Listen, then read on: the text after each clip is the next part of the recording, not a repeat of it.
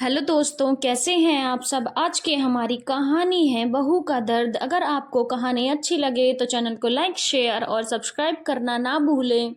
बहू किरण अस्पताल से जैसे ही अपनी बिटिया को लेकर घर के बाहर गाड़ी से उतरकर खड़ी हुई तो घर को फूलों से सजा देखकर बहुत खुश हुई और खुशी से मेरी ओर देखते हुए बोली कि मम्मी जी, मैं बहुत खुश हूँ। मुझे पता है यह सब आपने ही किया है।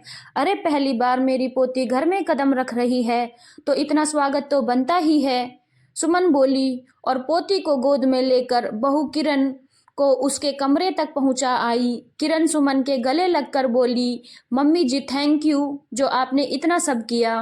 सुमन ने कहा, क्या फर्क पड़ता है, बेटा हो या बेटी, बस शिशु का आगमन घर में हुआ, यही खुशी की बात है। बस मैं इसी खुशी को मना रही थी। उधर सासू माँ विमला जी ड्राइंग रूम में मुंह फुलाए बैठी थी कि भला कोई बिटिया के होने पर इस तरह से खुशी मनाता है क्या। पर सुमन उनको अनदेखा कर किरण के रूम में आ गई। लो बेटा, यह सौंठ का पेड़ा और गरम गरम दूध ले लो। किरण को दूध देकर सुमन रसोई में आ गई और दलिया बनाने लगी। सुमन को दलिया बनाते हुए देखकर गुस्से में विमला जी बोली, तुम्हें पता है ना कि हमारे यहाँ 6 दिन तक जच्चा को अन्न नहीं दिया जाता है और मैंने तुम्हें भी नहीं दिया था, तो फिर तुम अपनी बहू को कैसे दे सकती हो।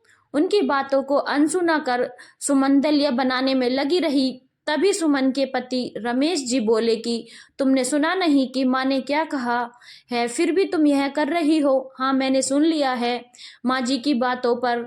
शायद आपको, माँ जी को, मेरे दर्द का एहसास नहीं हुआ है। मुझे 8 दिन तक भूखे रहने के दर्द का एहसास अभी तक है। मुझे अच्छी तरह से याद है जब मेरी बिटिया होने वाली थी तब 2 दिन तक मैं दर्द से तड़प रही थी और दर्द उल्टी के कारण मैं ना कुछ खा पा रही थी ना कुछ पी पा रही थी। फिर जब बिटिया हुई तो 6 दिन तक मुझे सिर्फ 2 टाइम चाय और 2 टाइम पानी मिला हुआ दूध मिलता था और उस पर भी माँ जी मुझे सुनाती थी कि तुम्हें तो यह मिलता है, मुझे तो यह भी नहीं मिलता था। तो क्या माँ जी आप मुझसे बदला ले रही थी? कम से कम दूध ही ढंग से दे देती तो भी मेरा पेट भरता। आप बताएं, जब एक औरत माँ बनती है और उसका बच्चा उसका दूध पीना शुरू करता है तो उसे कितनी भूख लगती है। और आपको मेरा तड़पना, मेरा रोना कुछ भी नहीं दिखाई दिया।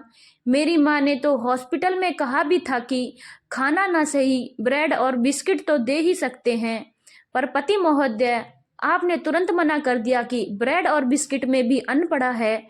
मैं भूख से बिलबिला रही थी और अपने पेट को पकड़कर रोती थी। मुझे भूख बिल्कुल भी बर्दाश्त नहीं हो रही थी और मेरा तड़पना देखकर तब आप ही बोलती थी कि माँ बनी हो तो इतना भूख सहन तो करना ही चाहिए।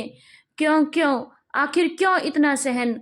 मैं माँ बनी थी, कोई गलती तो नहीं की थी। आपने भी तो उन परिस्थितियों को झेला है, आप भी उस परिस्थितियों से गुजरी हुई होंगी, भूख से बिलबिलाई होंगी। फिर आपको मेरा दर्द क्यों दिखाई नहीं दिया?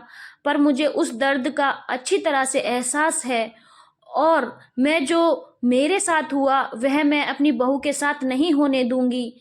मैं हर वह जरूरी चीज दूंगी जो एक जच्चा को देनी चाहिए। मैं नहीं मानती ऐसे रीति रिवाजों को जो एक माँ को इतने दिनों तक भूखा रखकर उसे भूख से तड़पने को मजबूर कर दे। यह कहते हुए सुमन दलिया लेकर बहू के कमरे में चली गई। आज दोनों लोग सुमन का जवाब सुनकर चुप हो गए क्योंकि सुमन ने उन्हें आईना जो दिखा दिया था। धन्यवाद दोस्तों। अगर आपको कहानी अच्छी लगी हो तो चैनल को लाइक शेयर और सब्सक्राइब करना ना भूलें।